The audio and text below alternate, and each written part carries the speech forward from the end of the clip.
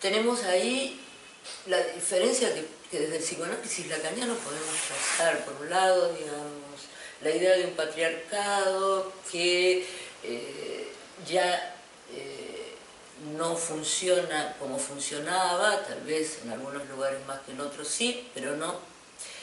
Y esta virilidad sin nombre del padre, que es una virilidad que no encuentra precisamente la dimensión de la posibilidad de una regulación y de un punto donde de alguna manera la virilidad podría expresarse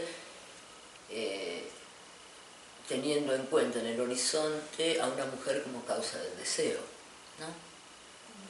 Entonces me parece interesante pensar estas virilidades contemporáneas o violentas, digamos, no todo. O sea, tenemos la virilidad del lado de poner en el horizonte lo hétero, lo femenino y una mujer como causa de un deseo. Y tenemos una virilidad que no puede precisamente sostener o producir lo femenino como causa del deseo. Me parece interesante la diferencia.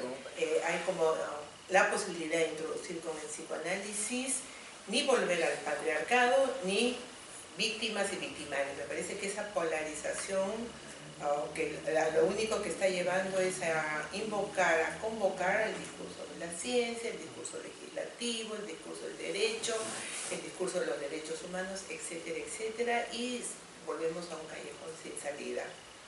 Creo que con el psicoanálisis podemos pensar espacios donde la palabra vuelva a tener un valor, donde la palabra vuelva a tener la posibilidad de confrontarse con esto distinto, con lo hétero, justamente con lo femenino, para ver de qué modo en esta contemporaneidad donde efectivamente los voces están desatados y cada quien reclama su derecho a gozar de un cierto modo porque es su derecho. Entonces, porque no es que tenemos la respuesta, pero sí un espacio como para que podamos transitar con estos impases, poder pensar el efecto, por ejemplo, ya lo mencionó Laura, el efecto de la época, el efecto donde el neoliberalismo, el consumo, etcétera, hacen el tránsito mucho más complicado para los sujetos. Entonces creo que de eso se trata, que pensemos cómo dar con la palabra un espacio para poder pensar sin tener que convocar discursos antagónicos o tensionar más las cosas y encallarlos, ¿no?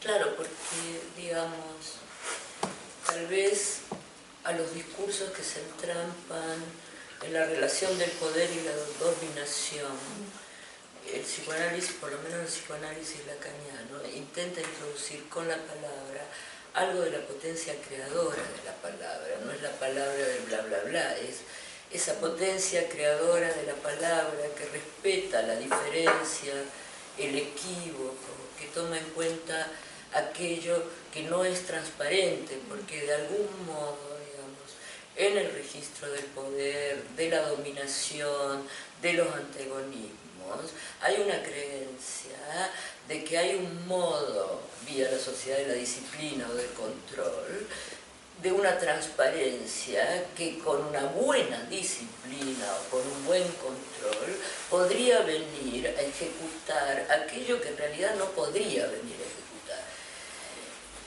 ¿Cuál es la idea de introducir la potencia de la palabra que no es la agresividad, sino la potencia creadora de la palabra, aunque la agresividad también es potente y creadora en ciertos contextos, pero es introducir algo que respete que hay una subjetividad que es opaca para el propio sujeto, que respete que hay un equívoco, que la palabra tiene la potencia precisamente no solamente de la enunciación, sino de sus equívocos, y que esos equívocos pueden llevar en determinado momento a que se produzca un encuentro o una diferencia. Entonces, la apuesta del psicoanálisis lacaniano es poder introducir la posibilidad de contemplar estos temas sin arribar a una solución, porque no se trata de arribar a una solución, pero sí introduciendo lo dispar que se presenta en los fenómenos de violencias a los cuales asistimos todos los días, que no son los que los medios nos transmiten.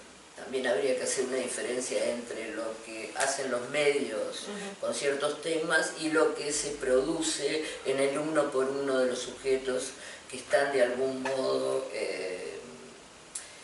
comprometidos en situaciones. Entonces, ni dejar a la mujer en el lugar de víctima porque es quitarle la palabra, y este es el punto que me parece importante introducir.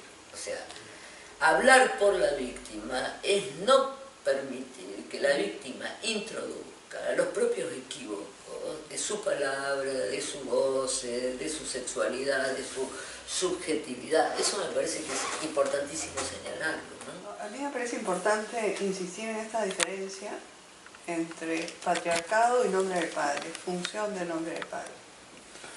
O sea, ¿qué cosa es la función del nombre del padre? Recapitulando un poco algo que ya mencionaste, ¿no? La posibilidad de decir que no, poder decir que no, y la posibilidad de esperar. Por ahora no es posible determinada cosa, más adelante tal vez otra sea posible. Por señalar solamente dos. Es patente que si decimos que el patriarcado no está vigente, no de la manera en que en algún momento lo estuvo, es porque hay un discurso de orden capitalista, el discurso capitalista, que va contra las dos. Ni la posibilidad de decir que no, es todo lo contrario. La publicidad contemporánea es a veces obscena, es sorprendente, es el llamado a obtener las cosas ya, ¿por qué no de una vez? Hazlo ahora, no esperes, obténlo ya. Just do it. Claro, y sin límite, porque la otra condición es no considerar lo imposible. O sea, la posibilidad de decir que no, de esperar, implica también considerar lo que es imposible. Es patente que hay un discurso capitalista que va contra las tres. A lo que se añade, en la medida en que fomenta la satisfacción, la obtención de un goce en lo inmediato va contra el amor. Porque el amor implica distancia, espera y sobre todo palabra. En realidad lo que hay es una pérdida del lugar del padre cada vez más patente, ¿no? Ahora, el peligro es que en vista de eso se considere que la respuesta es el llamado al padre feroz, o sea, la reinstalación de cualquier patriarcado. Porque lo que vemos, y tal vez a eso se refieren algunos cuando dicen que estos actos de violencia son el resabio del patriarcado, no lo dicen como resabio, pero en fin, efecto de un patriarcado, es porque lo que perciben es que en algunos de estos sujetos habría el llamado a la ferocidad de un padre que ponga orden. Eso no es posible más. No es posible reinstalar al padre feroz porque nos encontramos con lo peor. Y en ese sentido, el llamado a la violencia no resuelve, solo produce más violencia. Y por eso es que me parece que además la palabra empoderamiento nombra algo de lo que ocurre, pero como síntoma, no como respuesta. En ese sentido nombra algo del problema, ¿no?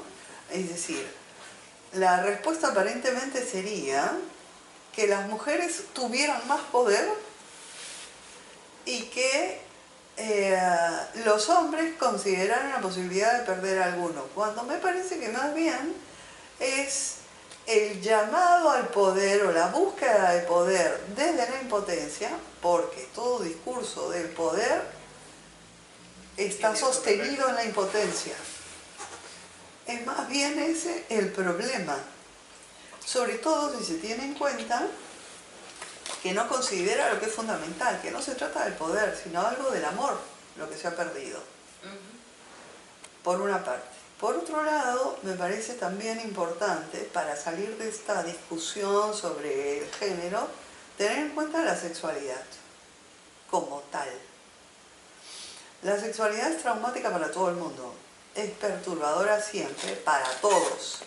No hay una sexualidad confortable, del puro placer, regulada por alguna norma. Nadie puede ser empresario regla. de su propia sexualidad. Nadie es empresario, la sexualidad es perturbadora para todos.